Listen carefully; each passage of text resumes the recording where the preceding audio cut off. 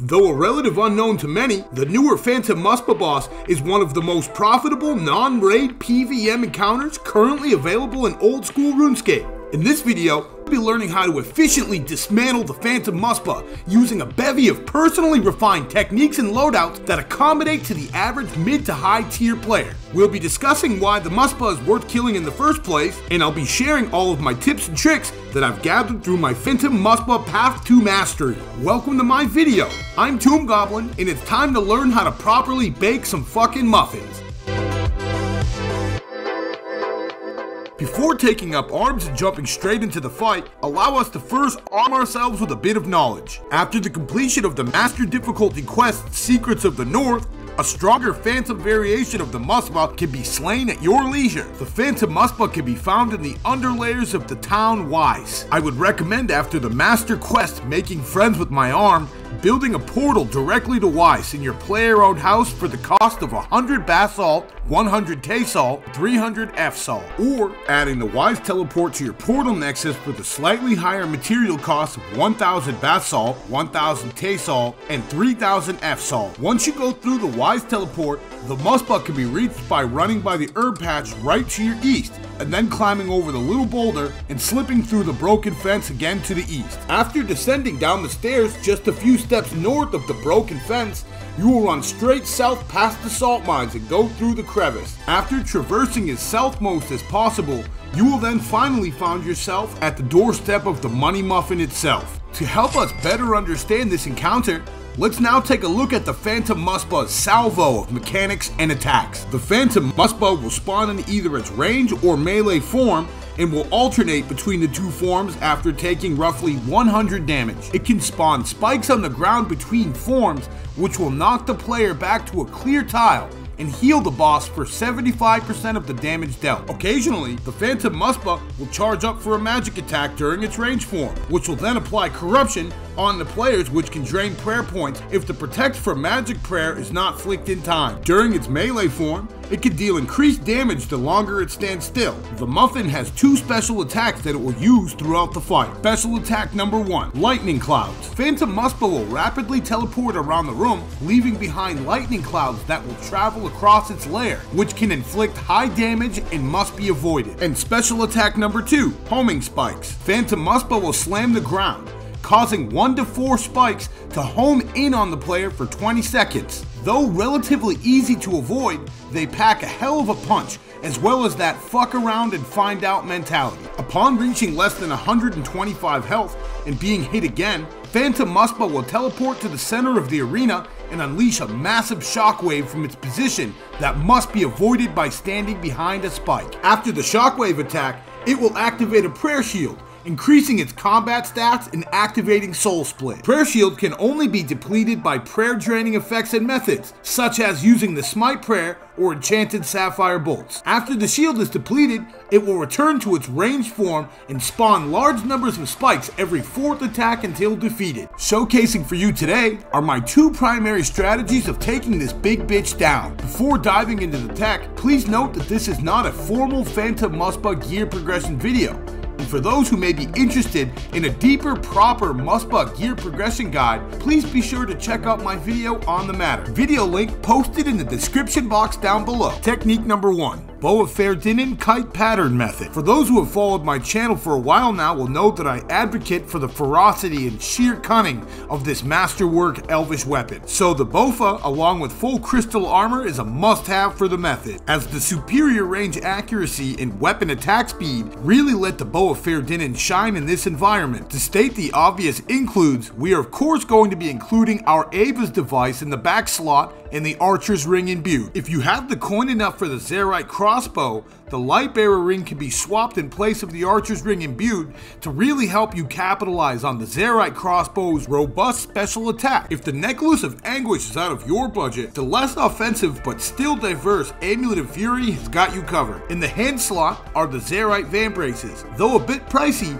the vambraces will definitely help guarantee that your arrows find the face of the muffin quite nicely. And for any player speculative enough on the item that may be hesitant to drop the coin on the vambraces, the Barrow's Gloves Diversity again is your cure-all for the encounter. Pegasus boots are no doubt best in slot for a reason and currently bolster a price of around 37 million. These boots can simply be replaced with your favorite God D-High boots of choice for a much smaller percentage of the price. Regardless of which technique you decide to use, Dragon Sapphire Bolts Enchanted will remain a staple in the arrow slot. As far as your inventory goes for this setup, 7 prayer potions and a single ranging potion are my preference. If you're new to this style of technique, you may want to consider carrying 4 or 5 prayer potions with you instead until you get used to running the evasive Kite Pattern. For this technique, 2 to 3 stamina potions are a must-have, and you're going to want to load your rune pouch up with fire, cosmic, and blood rune, as well as snagging your Book of Darkness for casting Summoned Greater Thrall spell from the Arceus spellbook to help increase our over damage per second and decrease our kill time. Before we kick this fight off, I wanted to explain that the Bofa only Kite Pattern technique, in my opinion, is the ideal setup for learning the Muspah, because you will be forced to learn proper mechanical evasion and will open up more confidence before firing up technique number 2, which we will touch up on a little later in the video. Before leaving the bank, a cocktail of pre-pots are definitely in order by means of an anglerfish, a dose of ranging potion, a sip of stamina potion, and if you have the imbued or saturated heart, it definitely wouldn't hurt to give that bitch a little pump. Keeping a step ahead of the Muspah is what's going to keep you ultimately alive. Starting on or around the start tile location will give you plenty of time to react to the Phantom Muspah's random starting form. In the event that it starts in its melee form, we can freely influence its physical positioning to avoid an output damage of our own. Making my first mistake right off the bat, running to the 5 o'clock position instead of the 7 o'clock would have taken the Muspah a bit closer to the outside of the room and opened up my route for safer transit. While running the Kite Pattern indicated with the purple tiles, and of course posted in the comment section down below, Protect from melee won't become necessary if you plan on staying fully ahead of the Muspah, only attacking roughly once per each side of the room. Though I consider myself highly familiar with the Phantom Muspah's movement, I prefer to keep the Protect from Melee on for this method, as it allows me to cheat in additional attacks per wall and mitigate all damage by skipping the damage altogether. Old School RuneScape has a very odd little feature that has endless applications outside of the room that will allow you to ignore all damage while running diagonal tiles in a sensitive, timely manner. In our instance here, if we squeeze in a second attack on our wall and he manages to connect with a melee attack,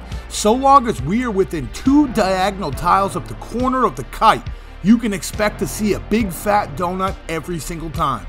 Now that we have just about out-endured the 20-second homing spikes attack, which was triggered around the boss's 75% health mark, we can safely anticipate the incoming Lightning Cloud special attack, which will trigger around the Muspah's 50% health mark. Both the homing spikes and Lightning Cloud special attack will be in a different order every single fight, so trying to be around the safe tile, which is only safe during the Lightning Cloud special attack, around the 75% health mark will help you be in the right place at the right time to get as much free damage as possible. While using the Bow of Faerdhinen during the Lightning Cloud special attack, the weapon's range will allow you to of course stay safely put for the full duration of the attack. In the yellow squared tiles marked, I put in numerical order the order in which the Muspah will appear during Lightning Cloud special attack, so that if you're not near the safe tile when the attack triggers, you know exactly where to put your mouse to optimize your damage output. When the Phantom Muspah decides to charge up its magic attack during its range phase, you only need to toggle the Protect from Magic until you actually see the magic attack leave the Muspah's mouth. So even if the magic projectile is in mid-flight, toggling back to the Protect from range will fully honor protection from the magic attack. After seeking asylum from the Muspah's devastating shockwave attack, it will now activate a protective prayer shield that must be drained. Some players here will take out their crossbow and stand in place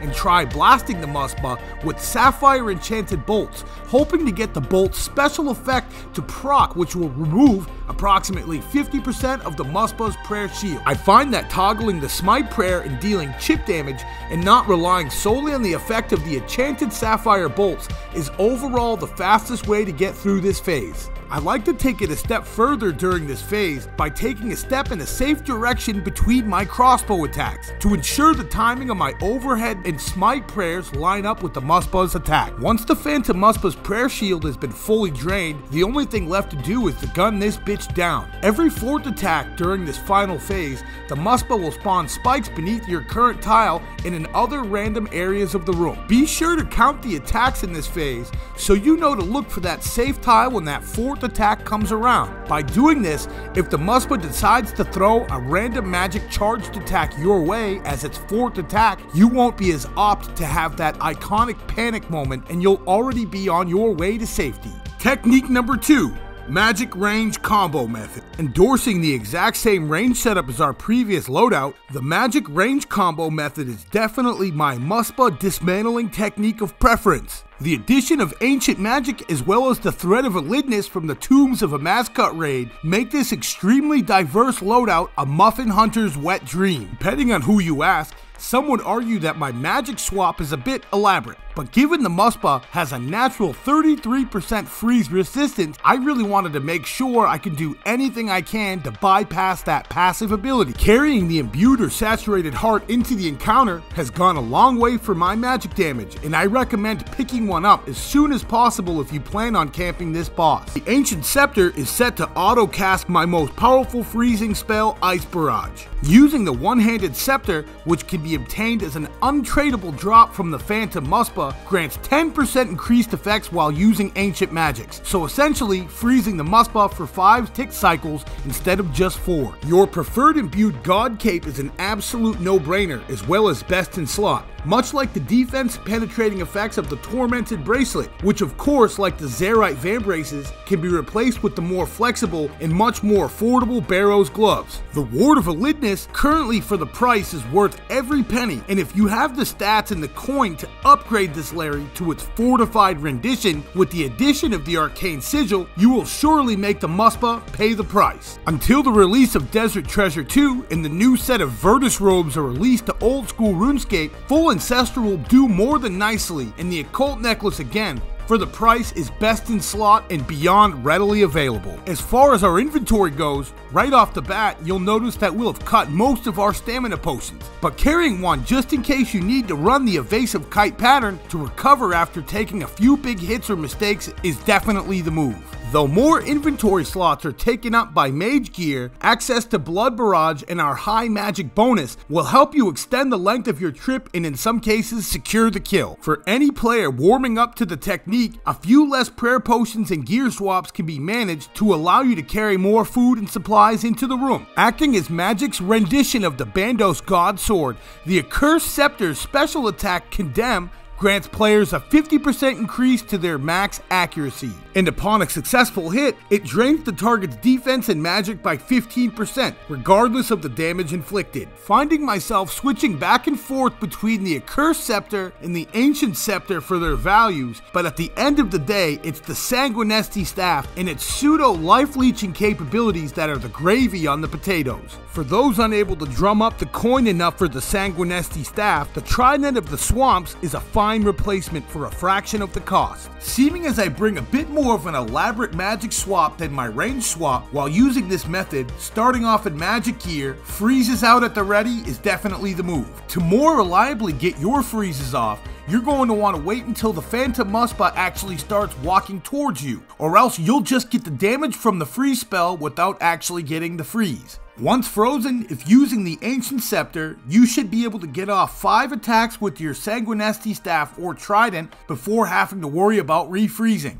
Using this technique, it's not uncommon to stay for trips as long as 30 or more kills, as you can expect the Muspah to drop a random mix of supplies, ranging from sharks to summer pies, prayer potions, super restores, and ranging potions, at the rate of approximately 1 in 5 kills. This technique is not only more efficient for taking down the Phantom Muspah than our first technique, but it will also help players learn proper inventory management and gear swapping efficiency, while of course offering a much broader dynamic of combat. To help juggle out the balance of gear swapping, overhead prayer flicking, and inventory management, I would recommend, until you become more familiar with this encounter, to prioritize the switching of your overhead before moving or trying to do damage.